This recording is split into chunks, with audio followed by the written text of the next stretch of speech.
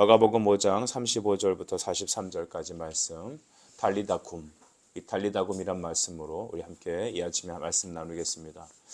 예수님께서는 2000년 전에 목수의 아들로 이 땅에 오셨습니다. 그가 어린 시절 기록은 우리 누가복음에 있고 또 탄생 기사들은 또 복음서에 있습니다. 그리고 30살부터 약 3년간 그는 이 땅에서 공적 사역을 시작하시죠. 그 3년의 공백 일이 전 세계를 새롭게 휘몰아쳐서 생명과 복과 또 그 3년의 일로 인하여서 수많은 사람들이 하나님 나라를 이루며 지금까지도 천국은 확장되고 있습니다. 여러분의 삶에도 천국이 시작되길 축복합니다. 여러분의 삶이 이 땅에 살지만 천국을 바라보며 삶의 매일매일 천국의 기쁨을 누리길 바랍니다. 천국을 맛보아 천국을 향해 걸어가길 바란다는 것입니다. 어저께 우리는 이 야이로의 딸에 대한 말씀을 들었습니다. 야이로의 딸이 갑자기 아프게 돼서 이렇게 또 회당장으로 인하여서 그 집을 향하는 중에 중간에 어떤 일이 생겼습니까? 혈루증 앓는 여인, 12해 동안 혈루증 때문에 고민하며 고통했던 여자가 자유함을 누리게 되었습니다. 우리가 보통 무슨 일을 하다가 중간에 다른 일을 하지 않죠. 왜냐하면 목적 지향적이기 때문에 빨리 그 일을 해야 합니다. 공부하던 사람이 갑자기 일어나서 청소를 한다는데 이건 좀 약간 맞지 않는 겁니다. 근데 예수님은 간혹 이상한 일을 행하십니다. 어떤 목적 지향적인 일에 가는 중에 갑자기 멈춰서 병자를 고치시는 것입니다. 이 사이에 이 위급한 병자는 어쩌면 이 땅을 떠날 수도 있고 그 병은 위중하게 될 수도 있고 손도 대지 못할 상황이 될 수도 있는 것입니다. 일반적인 우리 사람이라면 그 일을 행하지 않습니다. 그러나 예수님은 뭔가 계획이 있으셨습니다. 이 사건은 나사로하고도 비슷하죠. 우리 요한복음 11장에 보면 병들어 죽게 된 나사로가 있는데 그의 누이들이 어서 와서 예수님 우리 형제 나사로를 고쳐주십시오라는 그 간절한 청유에 예수님은 반응합니다. 그런데 뜸을 들입니다. 답답해 죽을 지경이죠. 빨리 가셔서 손을 얹고 기도해서 살려도 시원찮은데 어째서 예수님은 뜸을 들이는가? 마치 죽기를 바라는가? 예, 하나님의 계획은 그 안에 있습니다. 우리의 생각으로 예수님을 판단하면 절대 안 되겠습니다. 우리의 한계로 하나님의 하나님의 놀라운 경륜을 담을 수가 없습니다. 그래서 여러분 조급함은 은혜를 놓치게 되는 현상입니다. 오늘 여러분 야이로 딸을 고치러 가는 중에 이 혈루증 앓는 여인을 고치면서 어쩌면 이 야이로의 딸이 고침받을 수 있는 회복될 수 있는 타임은 골든 타임을 놓쳐버리게 됩니다. 딸은 죽었습니다. 사람들은 말합니다. 회당장에게 와서 말하기를 35절 후반절에 당신의 딸이 죽었습니다. 다 끝난 거예요. 죽었어요. 여러분의 사업이 끝났습니다. 자식을 일으킬 마지막 기회를 놓쳤습니다. 내 인생의 마지막 희망의 끈이라고 하는 그 어떤 상황을 놓쳐버렸습니다. 죽음은 끝이니까요. 이제 사람들은 말합니다. 더 이상 이 선생님을, 이 예수를 괴롭게 하지 마십시오. 죽었는데 어떻게 하겠습니까? 이때 우리 야이로의 그 마음이 얼마나 무너졌을까? 세상이 다 무너졌을 것입니다.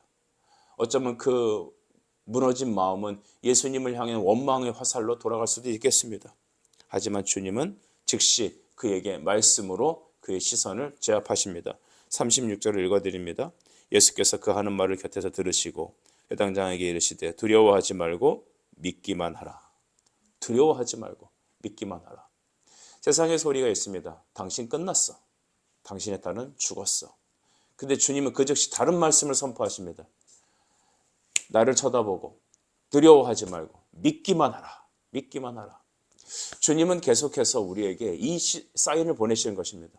세상의 마음이 무너질 때 내 안에 들어오는 감정적인 어떤 선에 또 내 삶이 어떤 내가 원하는 대로 되어지지 않는 야이로의 딸이 죽은 것 같은 삶에서 완전히 끝나버린 것 같은 그 상황에서 주님은 손뼉을 치시면서 보십니다.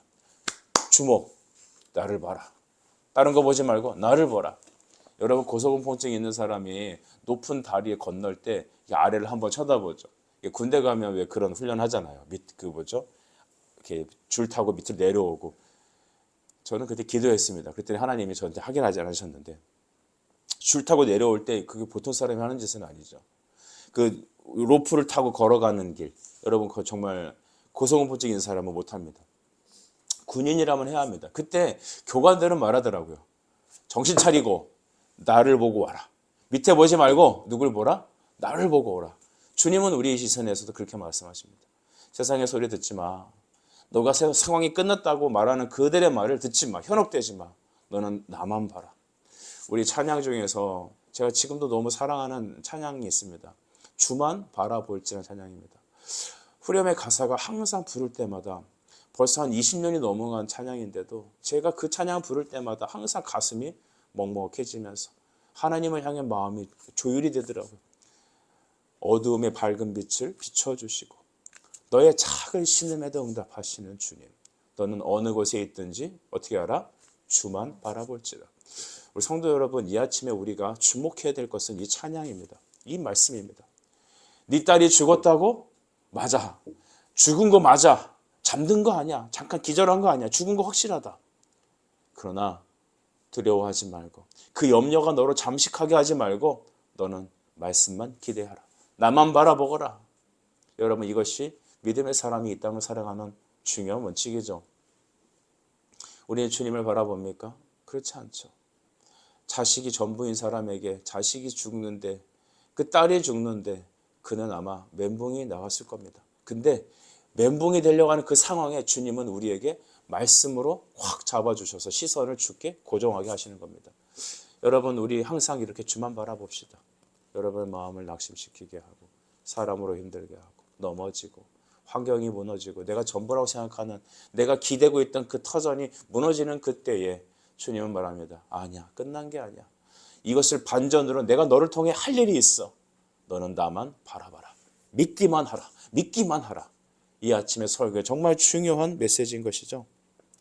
이때 여러분, 예수님은 그 제자들과 함께 그 야이로의 집에 들어갔습니다. 그때 37절에 보시니까 베드로, 야고보 그리고 요한 이 세 사람만 딱 데리고 하나님께 다른 제자들은 그곳에 있으라고 하고 그 야이로와 그렇게 그 작은 무리와 함께 그 아이의 죽은 현장으로 가게 됩니다.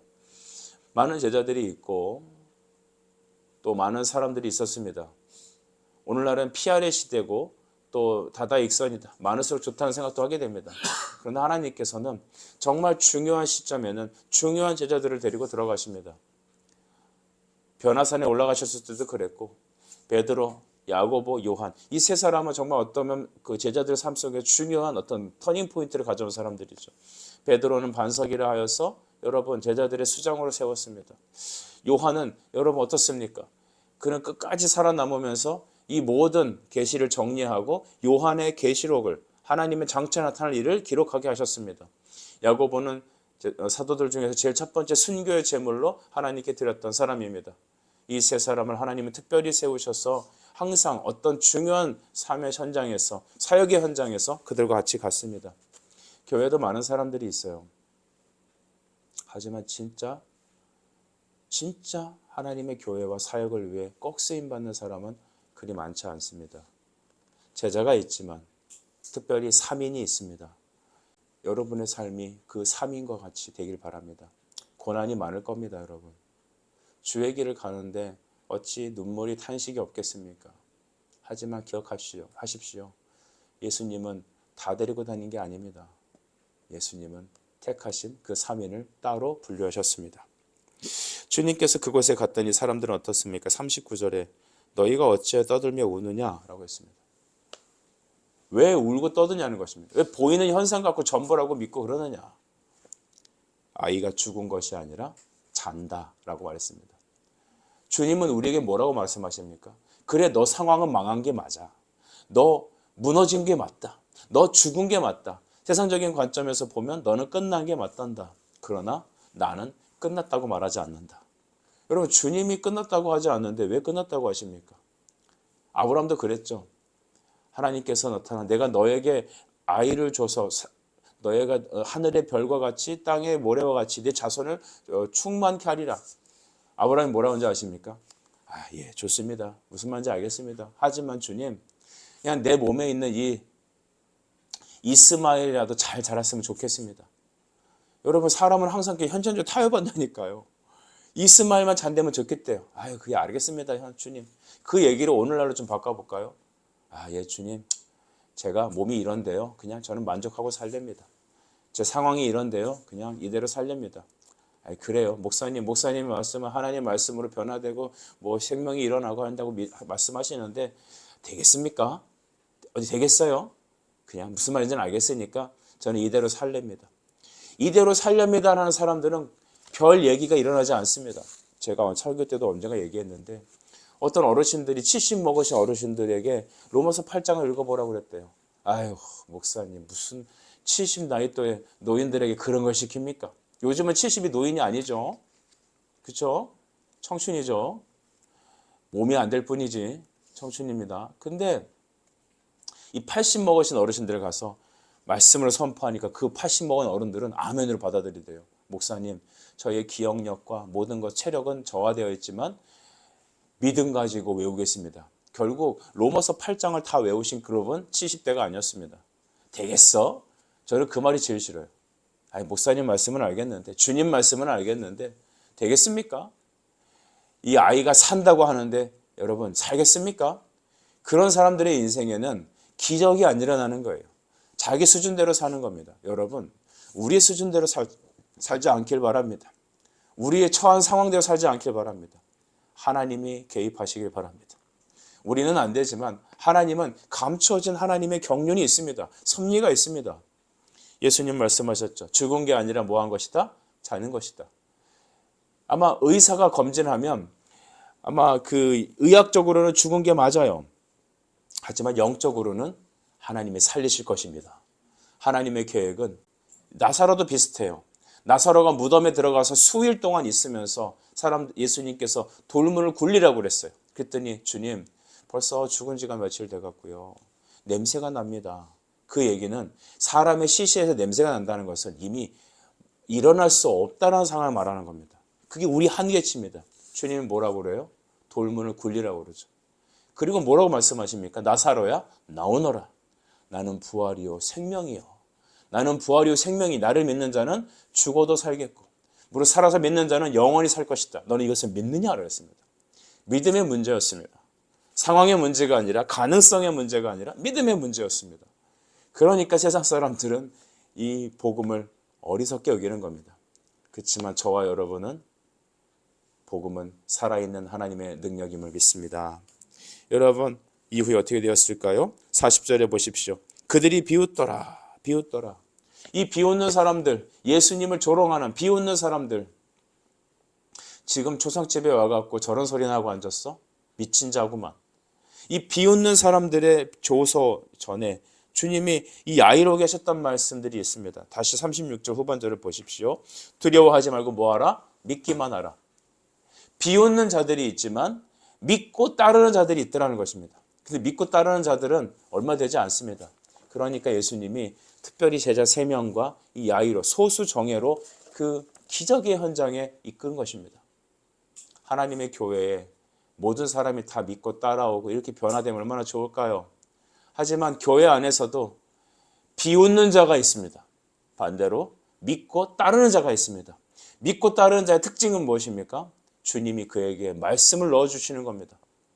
나를 쳐다보고 딴 데 보지 말고 밑에 보지 말고 옆에 소리 듣지 말고 너는 나에게 주파수를 맞춰. 나만 보고 따라와라. 여러분 그것이 주님이 우리에게 주시는 것입니다. 이후에 41절에 보니까 예수님은 그 아이의 손을 잡고 말씀하셨습니다. 다 같이 따라합시다. 달리다곰. 달리다곰은 소녀야 일어나라는 소식입니다. 이것을 여러분의 상황에 적용했으면 좋겠습니다. 소망 없는 내 자식들을 향하여 여러분 그들에게 선포하십시오. 기도하십시오. 입을 소리를 내서 말씀하십시오. 달리다곰이라고요. 일어나라고요. 여전히 과거에서 헤어나오지 못하는 그 나의 과거에게 명령하십시오. 달리다쿰이라고요. 변하지 않는 우리의 가족들과 우리의 주변 사람들을 향하여 환경을 향하여 명령하십시오. 이 말씀으로 오늘 예수님의 이 말씀은 좀 일어나면 안 되겠니가 아니에요. 주님의 선포예요. 명령이에요. 말씀은 항상 선포입니다. 듣든지 아니 듣든지 선포입니다. 듣는 자는 살아날 것입니다. 우리 에스겔 37장 말씀을 저는 항상 좀 사랑합니다. 그 9절의 말씀을 보니까 에스겔 골짜기에서 주님께서 말씀하시길 너는 생기에 대하여 말하라 했습니다. 생기에 대하여 대언하라.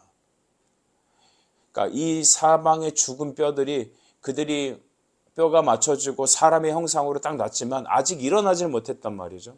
그때 주님의 말씀은 너는 생기에 대하여 대언하라고 합니다. 명령하라, 명령하라.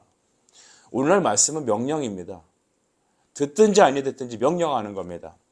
그때 에스겔은 순종하죠. 생기야 사방에서부터 와서, 그리고 주님은 말씀하시길 생기야 사방에서부터 와서 이 죽음을 당한 자에게 붙어서 살아나게 하라. 살아나게 하라. 듣는 자는 살아나는 겁니다.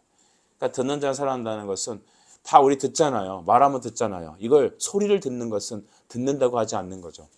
우리 성경의 개념은 듣고 마음에 뿌리를 내리는 걸 말합니다. 순종의 자리까지, 성령의 감화의 역사까지 나가는 겁니다. 그러니까 듣고 마음의 변화가 일어나는 것은 하나님의 역사인 것입니다. 주님 말씀하시죠. 죽은 시신을 향하여 달리다곰 소녀야 일어나라. 세상 사람들은 죽었다고 말합니다. 맞아요. 죽은 거는 맞아요. 하지만 주님은 역사하세요. 달리다굼이라고 말합니다. 그때 42절 어떤 일이 일어나냐면 소녀가 곧 일어나서 걸으니 나이가 12살이라 사람들이 크게 놀라고 놀라거늘. 저는 오늘 이 아침에 소망 없는 우리 자신의 삶에 달리다굼이라는 예수님의 말씀을 선포하고 싶습니다. 말씀의 선포의 첫 번째의 대상은 자기 자신입니다. 여러분 오늘 눈 오는데 새벽기도 나오는 거 쉬우셨어요? 간혹 저는 이렇게 생각을 합니다. 내가 목사가 아니라면 새벽기도 나왔을까? 새벽에 나오는 건 기적이에요. 현대인의 이렇게 바쁘고 어려운 삶 속에 주님을 향해서 간다. 기적이에요. 기적입니다. 그리고 그 말씀을 듣는다. 기적입니다. 오늘 우리의 삶의 현장에 말합시다. 내 삶의 제일 첫 번째 말씀의 선포의 대상은 자기 자신입니다. 설교자의 첫 번째 말씀의 선포대 청중은 바로 자기 자신입니다. 목사야 일어나라. 내 영혼아 일어나라. 과거에 묶여있는 내 삶아 일어나라. 변하지 않는 나 닮은 똑같은 자녀들에게 그들에게 선포합시다. 일어나라. 일어나라. 여러분 우리 교회 성도들을 향해서 우리 외칩니다.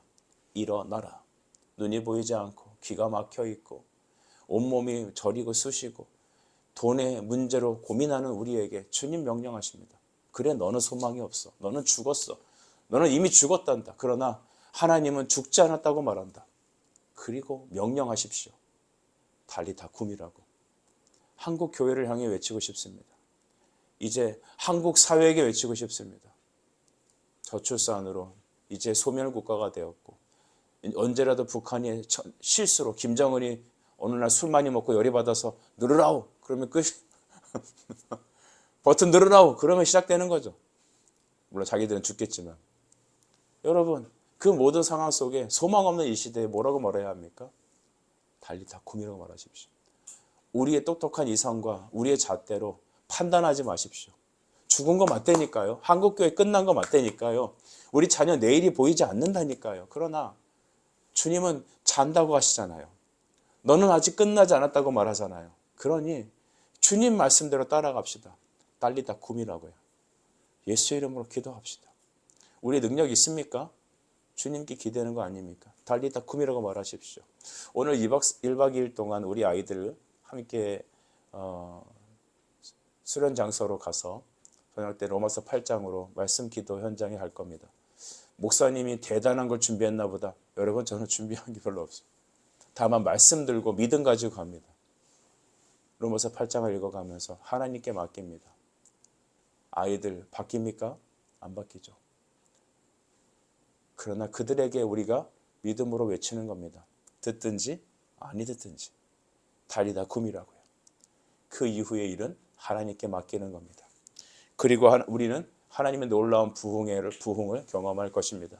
부흥은 영원히 깨어 살아나는 것이죠. 그리고 이 모든 것을 경계하게 하시고 43절에 소녀에게 먹을 것을 주어라 했습니다. 그것은 그 여자가 진짜 살아났다는 것을 증명하는 것입니다. 기적을 기대하십니까? 세상 소리를 닫으십시오. 현상적인 걸 보고 보이는 것이 전부가 아님을 기억하십시오. 하나님 말씀을 따라갑시다. 너는 나만 믿어라. 두려워하지 말고, 두려움이 너를 잠식하게 하지 말고, 과거에 묶이지 말고 너는 나만 바라보라. 그리고 현실을 향하여 외칩시다. 달리다 굼, 소녀야 일어나라. 듣는 자는 일어날 것입니다. 기도하겠습니다. 사랑과 은혜 아버지, 달리다 쿰이라고 말씀하신 주님, 너는 나만 바라보라고 망령하신 주님, 주님만 바라봅니다. 말씀하옵소서. 주의 종이 듣겠습니다. 예수님의 이름으로 기도합니다. 아멘.